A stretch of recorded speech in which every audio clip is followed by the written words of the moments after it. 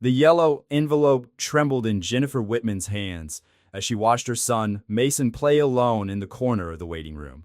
The diagnosis of autism, printed on Rochester General Hospital letterhead, seemed to weigh a ton. Mason, at the age of 6, lined up his cars in a perfect sequence of colors, completely absorbed in his own world. Ms. Whitman, the receptionist's voice brought her back to reality. Your parents have just arrived. Jennifer took a deep breath, trying to prepare herself for what was to come. Barbara and Gerald Whitman were known in Rochester for their philanthropic work and their impeccable social standing. What nobody knew was how they reacted to anything that threatened to tarnish their reputation as the perfect family. Jenny, darling. Barbara entered the room in her characteristic Chanel and pearls ensemble, Gerald close behind in his tailored suit. Why such an urgent meeting at Dr. Richardson's office?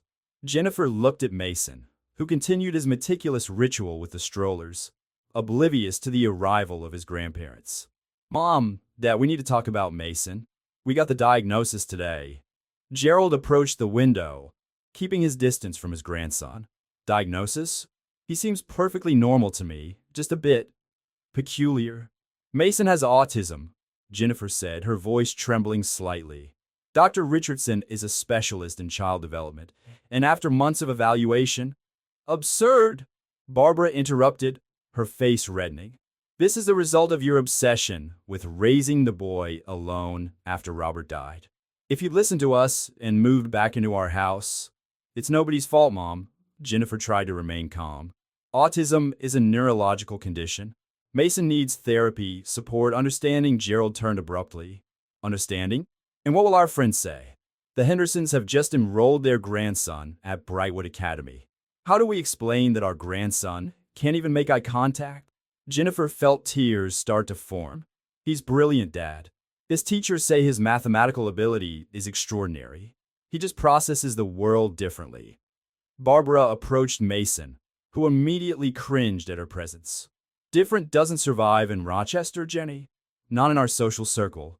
Then maybe it's time to rethink that social circle, Jennifer replied, her voice finding strength in the need to protect her son. Don't be naive, Gerald said, his tone sharp. We've built a reputation in this town. We won't allow it to be destroyed by this. He gestured towards Mason, who was now rocking back and forth, disturbed by the tension in the room. Jennifer stood up, reaching for her bag. Mason is not in it, Dad. He's your grandson. And if you can't accept that, then perhaps it's best if we stay away. You won't survive without our support, Jenny, Barbara warned. Think carefully about what you're doing. I have, Mom. During all those months of evaluation, while you were pretending nothing was happening, I did a lot of thinking. Jennifer approached Mason, gently touching his shoulder. Come on, darling. It's time to go home.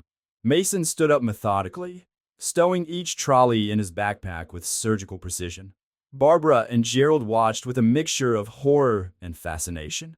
This is your last chance, Jennifer, Gerald said. Either you allow us to take control of the situation, including Mason's education and treatment, or you're on your own. Jennifer took Mason's hand, which surprisingly didn't resist her touch. Then we're on our own. She walked towards the door, pausing only for a moment. You know, you're so worried about what people will think about Mason being different, you don't realize that the real shame is your behavior. As Jennifer and Mason left the office, Barbara called out one last time. You'll regret this, Jenny. In the car, Jennifer watched Mason through the rearview mirror. He had resumed playing with the cars, apparently oblivious to the drama that had just unfolded. But she knew better. Mason understood everything. He just processed it in his own unique way. It's all right, my love, she whispered more to herself than to him. We'll find our own way. That night, after putting Mason to bed, strictly following his routine of 3 stories, blue nightlight, and his favorite blanket positioned in exactly the same way, Jennifer allowed herself to collapse. The tears she had been holding back all day finally flowed freely. In her room, she found an old family photo. Her at 16, between her parents, all smiles in front of the Whitman mansion. How had things changed so much? How could her parents, who had always preached the importance of family, so easily reject their own grandchild? But as the tears dried, a determination grew in his chest. Mason might be different, but he was extraordinary in his own way. And if his parents couldn't see that, it was their problem, not his. Jennifer didn't know it then, but that decision to protect her son at all costs would mark the beginning of a journey that would last 2 decades. A journey that would transform not only Mason's life, but also an entire family's understanding of what it really means to be normal. The auditorium at Columbia University was packed when Dr. Mason Whitman took the stage. At 26, he had become one of the brightest minds in modern neuroscience. His green eyes methodically scanned the audience as he adjusted the microphone to his exact height, not a centimeter higher or lower than he considered appropriate. The human brain, he began, his voice clear and precise, is a universe of unexplored possibilities. His hands moved in calculated patterns as he explained his latest discovery, a revolutionary treatment for neurodegenerative diseases using targeted gene therapy. In the front row, Jennifer Whitman watched her son with tears in her eyes. Mason still retained some of his characteristic mannerisms, the way he lined up his notes perfectly, the almost mathematical precision of his gestures. But now these traits were part of his world-renowned genius. After the lecture, as the audience applauded enthusiastically, a young research assistant hurried up to Mason. "Dr. Whitman, there's an urgent situation in the lab," he whispered. "It's about the Rochester case." Mason nodded, his face remaining impassive. The Rochester case was how his team referred to the experimental treatment they were developing for a specific patient in his hometown, a 75-year-old man with a rare and aggressive form of degenerative neurological disease. Mason, Jennifer gently touched his arm as he came down from the stage. "Did something happen?" "It's about him, Mom," Mason replied, his eyes fixed on a distant point. "The patient in Rochester. It's Grandpa Gerald." Jennifer paled. Over the last 20 years, her parents' names had rarely been mentioned. The last time she had heard from them was in a newspaper report about Gerald's retirement from the presidency of the local bank 5 years ago. "How did you find out?" "Cross-data analysis," Mason explained, his fingers drumming rhythmically on the side of his briefcase.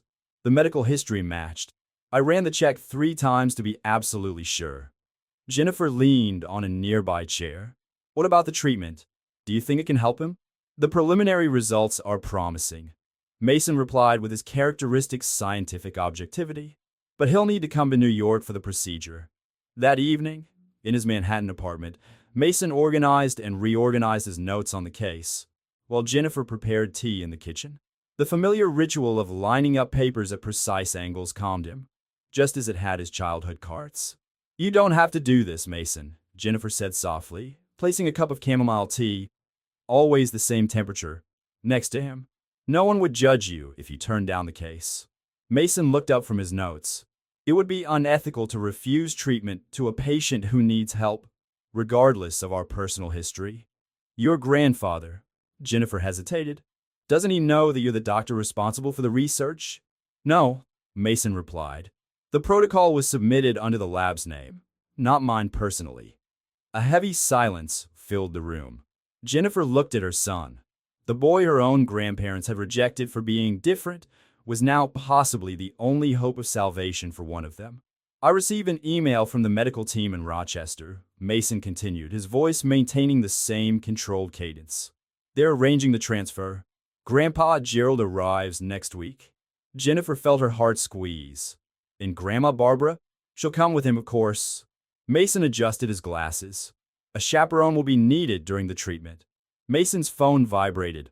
Another email about the case. As he read, Jennifer noticed how his hands trembled slightly, the only visible sign of his inner turmoil. "Do you remember that day in Dr. Richardson's office?" she asked softly. Mason nodded, still looking at his phone. "I remember every detail. The trolleys I was organizing, the exact shade of blue of Grandma Barbara's dress, the smell of Grandpa Gerald's aftershave." Jennifer felt her own hands shaking. "Did you understand what happened that day?"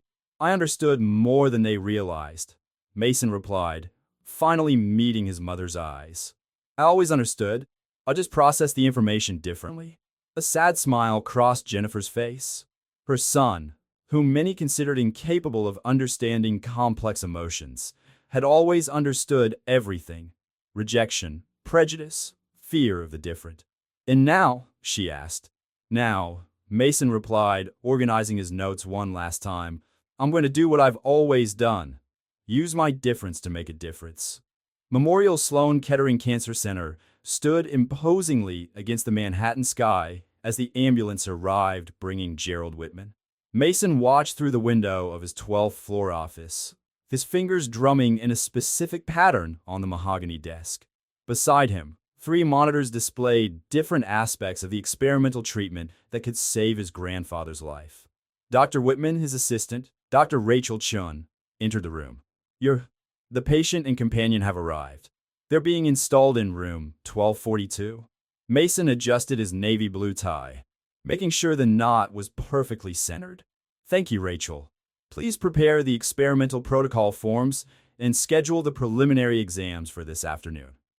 As he walked through the hospital corridors, Mason mentally went over every detail of the procedure. 20 years of research had brought him to this moment.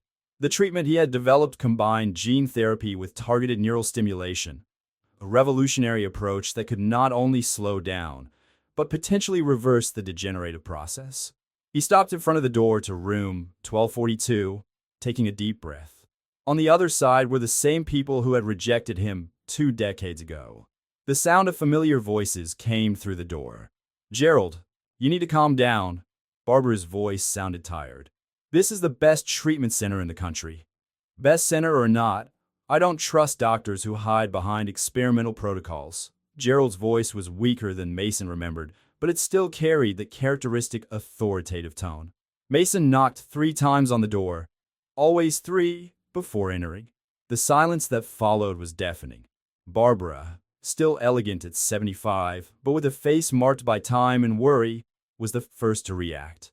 Mason, her voice faltered, her wide eyes fixed on the grandson she hadn't seen for 2 decades. Gerald, sitting on the hospital bed, looked like a frail version of the imposing man Mason remembered. His hair, once gray, was completely white, and his hands were visibly shaking, one of the most obvious symptoms of his condition. Good morning, Mason replied, his voice professional and controlled. I'm Dr. Mason Whitman, in charge of the experimental protocol you've been admitted to. Barbara put her hands to her mouth, while Gerald looked as if he had seen a ghost. You're the doctor? Gerald managed to stammer out. Yes, Mason replied, consulting the medical records.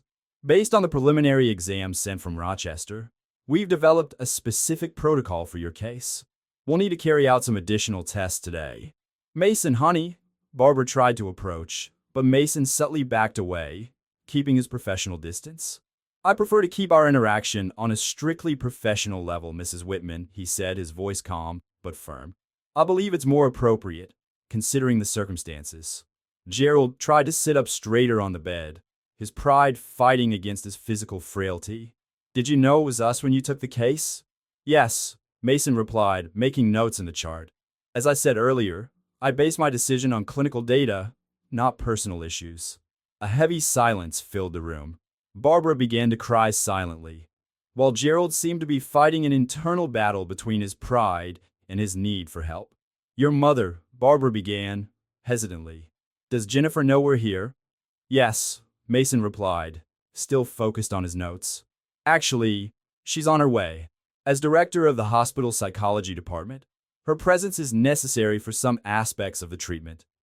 At that moment, as if it had been arranged, Jennifer entered the room. At 52, she radiated a confidence that contrasted sharply with the young single mother who had left Rochester 2 decades ago. Mom, Dad, she greeted formally. Mason, the lab results just came in. Mason nodded, taking the envelope she held out. His eyes quickly scanned the numbers and graphs, processing the information with his characteristic precision. The markers indicate a faster progression than expected, he explained, turning to Gerald. We'll need to start treatment immediately. What if I refuse?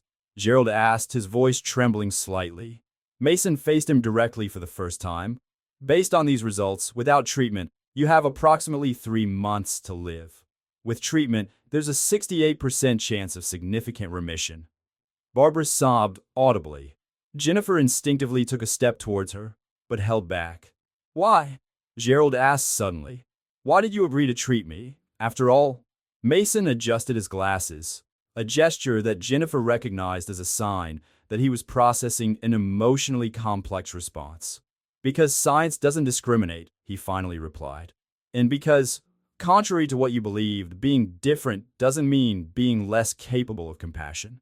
The words hit Gerald and Barbara like a punch in the gut. 20 years of prejudice and regret seemed to weigh even heavier now, in the face of living evidence of how wrong they had been. The procedure is scheduled for tomorrow at 9 a.m. Mason continued professionally. Rachel will be along shortly with the consent forms. I recommend you rest until then. As Mason turned to leave, Barbara called out, "Mason, wait please." He stopped but didn't turn around. We were so foolish," she whispered. "So terribly foolish." Mason remained still for a moment, his fingers drumming lightly against her thigh in their familiar pattern. "Yes, you were," he replied simply before leaving the room. Jennifer watched her son walk away down the corridor, his white coat impeccable and his posture perfectly upright. She turned to her parents, seeing the weight of regret and belated understanding on their faces. "He's extraordinary," Barbara murmured. "He always was," Jennifer replied. "You just couldn't see beyond your own limitations." The experimental procedure was scheduled to begin in 15 minutes, and Mason watched the monitors in the preparation room with his usual meticulous attention. Every piece of equipment had been checked 3 times, every drug checked and rechecked. On the gurney, Gerald Whitman looked smaller and more vulnerable than ever, dressed in the typical hospital gown. "Mason." Jennifer gently touched her son's shoulder. "The team is ready." He nodded, adjusting his lab coat for the 3rd time, a ritual that calmed him before important procedures. On the other side of the observation glass, Barbara watched anxiously, her hands clutching a handkerchief already damp with tears. "Dr. Whitman," Rachel approached with the latest tests. "The neurological markers are stable enough for us to start." Mason took the results, his eyes quickly scanning the numbers. "Let's start the induction. Prepare 5 milligrams of—" "Wait," Gerald's weak voice interrupted. "Mason, before we start, I need to say something." Silence overtook the room. The medical team stopped their preparations, and Jennifer instinctively stepped forward. Mason remained motionless, his eyes fixed on the monitors.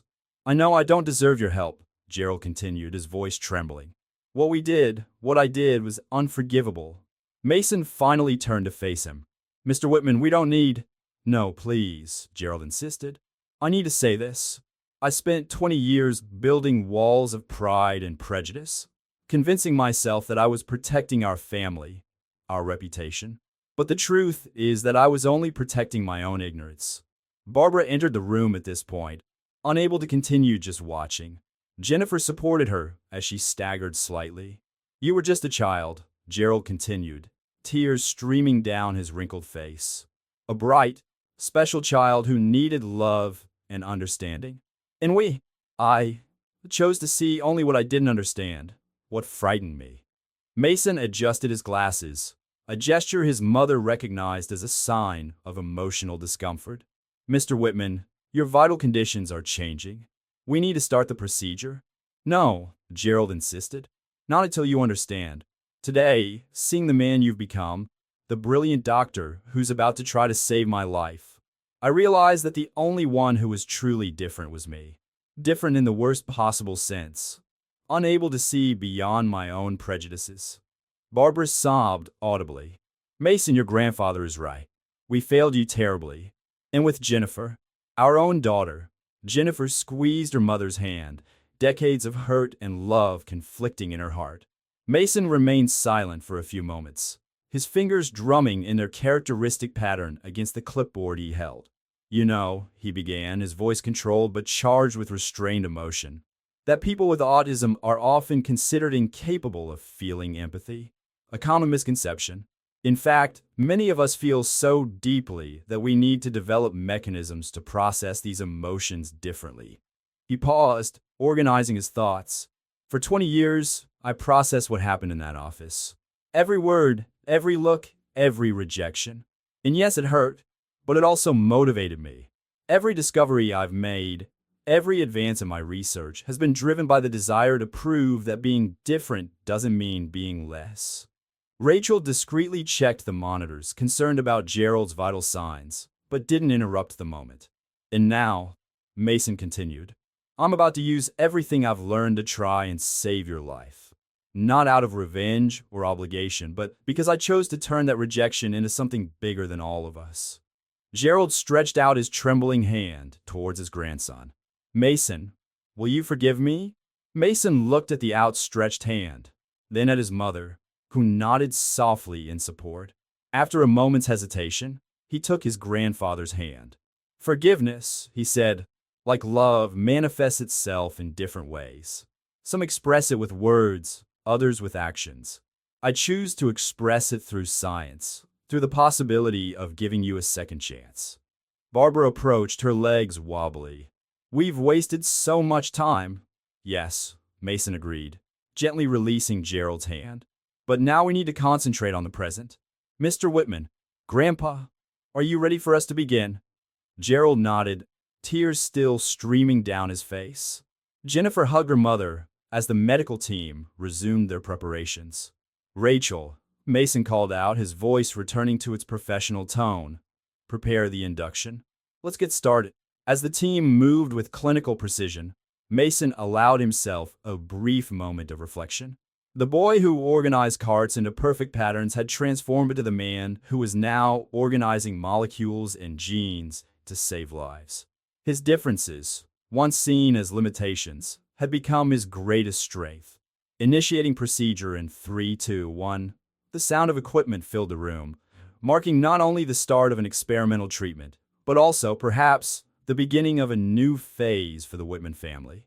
A phase where differences no longer divided, but united through understanding and the unconditional love that only time and wisdom can bring. The experimental procedure lasted 6 hours. Throughout, Mason remained absolutely focused, his precise and calculated movements guiding the team through the complex protocol he himself had developed. Jennifer and Barbara waited in the waiting room, the silence between them laden with 2 decades of unspoken words. The first results are promising, Rachel announced, as Gerald was transferred to the recovery ICU. The neurological markers have responded positively to the therapy. Mason removed his surgical mask, his eyes teary behind his glasses. The procedure had been technically perfect, but now the most challenging part began, waiting to see if the treatment would actually work. Dr. Whitman, one of the residents, approached with more test results. Tau protein levels have begun to stabilize. Keep constant monitoring, Mason instructed.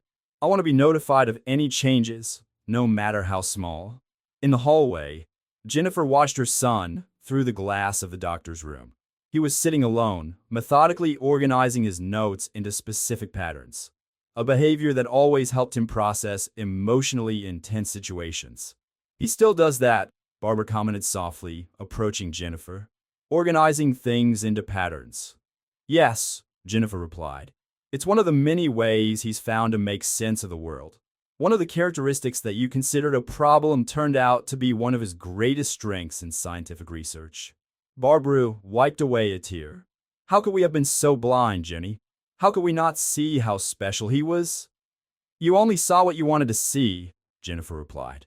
The fear of what's different, the preoccupation with appearances, all this prevented you from seeing the real Mason. Inside the room, Mason continued his meticulous organization, his fingers moving with precision over the papers. Rachel entered with more test results. His vital signs are stable, she reported. An early indicator suggests that the treatment is working better than we expected. Mason nodded, absorbing the information. We'll need at least 48 hours to be sure. The next tests, he was interrupted by an alarm going off in the ICU. Within seconds, he was running down the corridor, followed by his team. Gerald was having an unexpected reaction to the treatment. Blood pressure dropping, a nurse announced. Administer 0.5 milligrams of epinephrine, Mason ordered, his voice calm despite the urgency of the situation. Rachel, prepare the emergency protocol we've developed. Barbara and Jennifer watched apprehensively as the medical team worked. Mason moved with surgical precision, every action calculated and executed to perfection. Mason has always known exactly what to do in moments of crisis, Jennifer commented, more to herself than to her mother. When others are paralyzed by panic, he finds clarity in precision. After 20 tense minutes, Gerald's vital signs began to stabilize. Mason personally checked every monitor, every medication, making sure everything was exactly as it should be. It was an expected reaction, he explained to the family. The treatment is aggressive, but necessary. The next few days will be critical. Barbara hesitantly approached Mason. You saved his life today. Twice. It's too early for conclusions, Mason replied, adjusting his glasses. We need to wait. I'm not just talking about the procedure, Barbara interrupted gently. I'm talking about your choice to help us. Even after everything. Mason was silent for a moment, his fingers drumming lightly against his thigh. You know, Grandma, one of the most fascinating things about the human brain is its ability to form new connections, even after years of established patterns. Neuroplasticity allows us to learn, to change, to evolve. Maybe people can too. Jennifer felt her heart squeeze as she watched her son, whom many considered incapable of expressing complex emotions, offer a profound lesson in forgiveness and change. The next 24 hours were crucial. Mason practically lived in the hospital, personally monitoring every aspect of his treatment. His attention to detail, which had once been seen as obsessive, was now Gerald's greatest hope. The next morning, the first definitive results began to arrive. Mason was in his office, checking the data for the third time when Jennifer walked in. How are the results? She asked, knowing well the gleam in her son's eyes when he discovered something important. The treatment is working, Mason replied, his voice containing a restrained emotion. The neurological markers show a significant reduction in degeneration, and there are signs of tissue regeneration. Jennifer hugged her son, feeling him return the embrace in his own unique way. 3 gentle touches on the back, no more, no less. You did it, my love, she whispered. You really did it. Mason pulled away gently, turning his attention back to the monitors. There's still a lot of work ahead of us. The recovery will be long, and we'll need to adjust the protocol. Mason, Jennifer interrupted gently. It's okay to feel something other than scientific data. He paused for a moment, his hands resting on the keyboard. I feel it, Mom. I always have. I just process it differently. I know, darling, she smiled. I've always known. At that moment, Rachel rushed into the room. Dr. Whitman, your grandfather is awake, and he's asking for you. Mason was in his office at Memorial Sloan Kettering, reviewing the results of the last 6 months of Gerald's treatment. The graph showed a steady and significant improvement.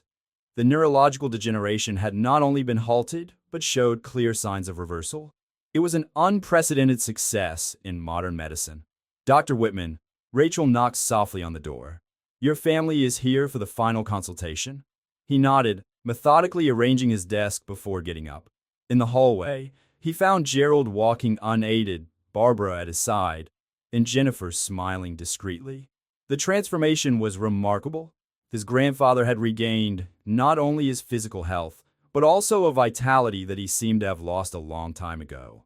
Mason, Gerald greeted him, his voice firm and clear. Or should I say, Dr. Whitman?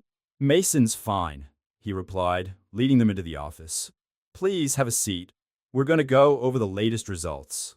While Mason presented the data with his characteristic precision, Barbara observed the subtle changes in her grandson. He still retained his mannerisms, the way he lined up the papers, the rhythmic pattern of his gestures, but now there was a serene confidence in his movements.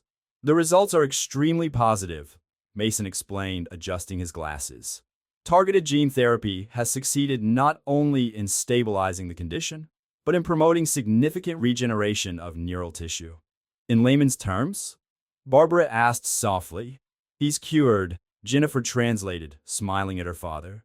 The treatment Mason developed worked better than anyone could have expected. Gerald sniffled, trying to control the emotion in his voice. Mason, these last 6 months haven't just been about my physical recovery. They've been a lesson in humility, unconditional love, and how wrong we were about so many things. Mason stopped his presentation, his fingers drumming lightly on the table in his familiar pattern. Neuroplasticity is not just limited to physical recovery, he commented.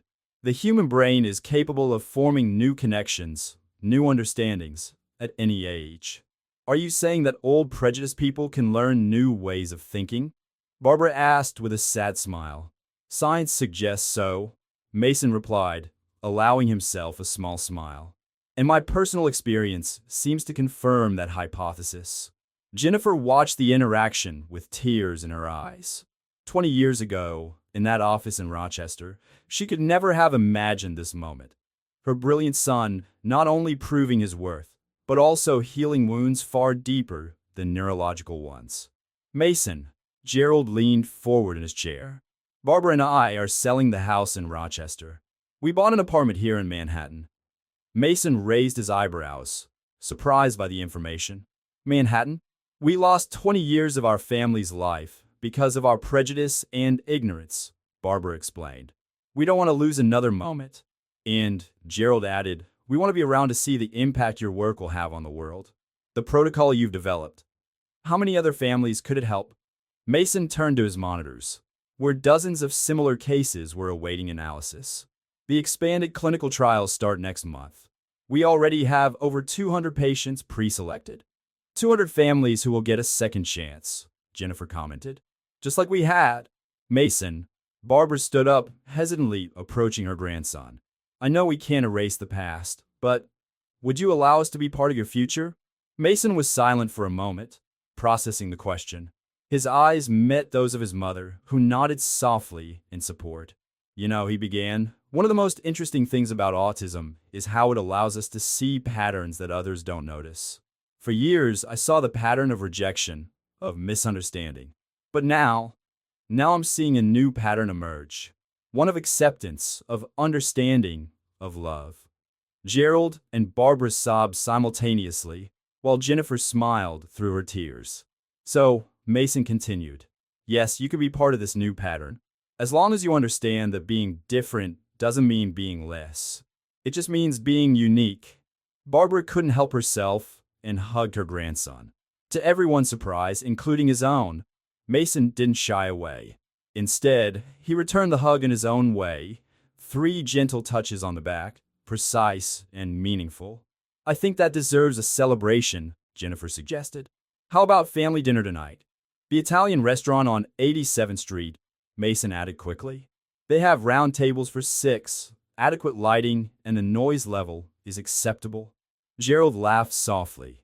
Some things never change, do they? And they don't have to, Jennifer replied. That's exactly how it should be. As the family left the office, Mason stayed a moment longer, organizing his papers into perfect patterns. Rachel came in to drop off some more results. Dr. Whitman, she smiled, the new cases for the clinical trials have been approved. We can start scheduling the procedures. Mason nodded, a determined glint in his eyes. Good. Let's help other families find their own healing patterns. That evening, sitting at the round table in the Italian restaurant, watching his family gather, his mother laughing in an old story, his grandparents sharing glances of renewed love, and Rachel, whom he had invited to join them, Mason realized that he had discovered a fundamental truth. Sometimes the greatest scientific discoveries don't happen in laboratories, but in the hearts of people willing to learn, change, and love unconditionally. The boy who organized trolleys had become the man who not only organized molecules to cure diseases, but also helped reorganize hearts and minds to heal much older and deeper wounds. And therein, perhaps, lay the true miracle of science, its ability to unite what was once broken, to create new patterns of understanding and acceptance, one brain, one heart, and one family at a time.